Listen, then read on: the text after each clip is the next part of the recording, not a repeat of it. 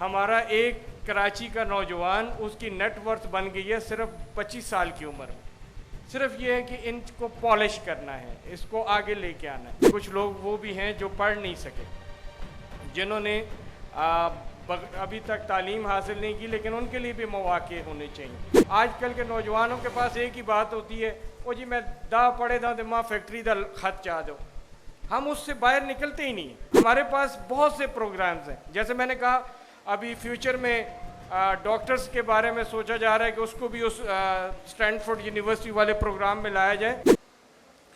सबसे पहले सीईओ साहब, मैं बड़ा ग्रेटफुल हूँ कि आपने हरीपुर के लिए इतना कुछ किया।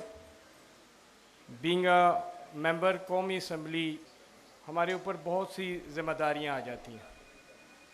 हमें यूथ के लिए स्पेशल, चूँकि इस वक्त हम तकरीबन 65% के करीब, हरीपुर ही नहीं पूरे पाकिस्तान की यूथ जो है वो इसको रिप्रेजेंट कर रही है।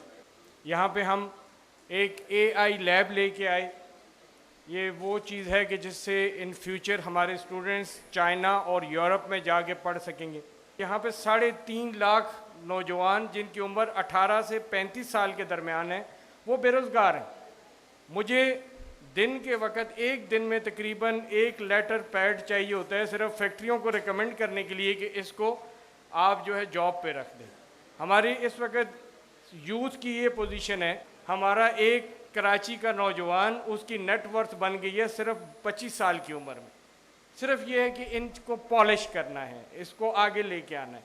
इसी तरीके से आप स्टूडेंट्स की बात तो कर रहे हैं मिस्टर सीईओ, लेकिन मेरे भाई कुछ लोग वो भी हैं जो पढ़ नहीं सके, जिन्होंने अभी तक तालीम हासिल नहीं की, लेकिन उनके लिए भी मौके होने चाहिए। आपको वहाँ पे कोई, आजकल के नौजवानों के पास एक ही बात होती है, वो जी मैं दा पढ़े दा तो माँ फैक्ट्री दा खत चाह दो। हम उससे बाहर निकलते ही नहीं हैं। हम दुनिया को देखते ही नहीं। आपको नहीं पता, आप जिस तरीके से जितने स्किल्ड लोग सामने बैठे हैं, लेकिन अनफॉर्चुनेटली हम लोग उसकी तरफ नहीं जा रहे। हम शॉर्टकट्स ढूंढने की कोशिश कर रहे हैं। मैं आज MNA बन के खड़ा हूँ, तो मेरे उस इलेक्शन जीतने में मैं समझता हूँ कि मेरे हरीपुर की यूनिवर्सिटीज़ और कॉलेजेस के वो नौजवान बच्चे और बच्चियाँ हैं जिन्होंने मुझे ज़मीन से आसमान पे लेके आए। स्टूडेंट सामने आए, ऐसे लोग सामने आए जिनको हम पॉलिश कर सकें और वो भी इस मुल्क और कौम के लिए कुछ कर सकें। हमारे पास बहुत से प्रोग्राम्स हैं, जैसे मैंने कहा अभी फ्यूचर में डॉक्टर्स के बारे में सोचा जा रहा है कि उसको भी उस स्टैनफोर्ड यूनिवर्सिटी वाले प्रोग्राम में लाया जाए।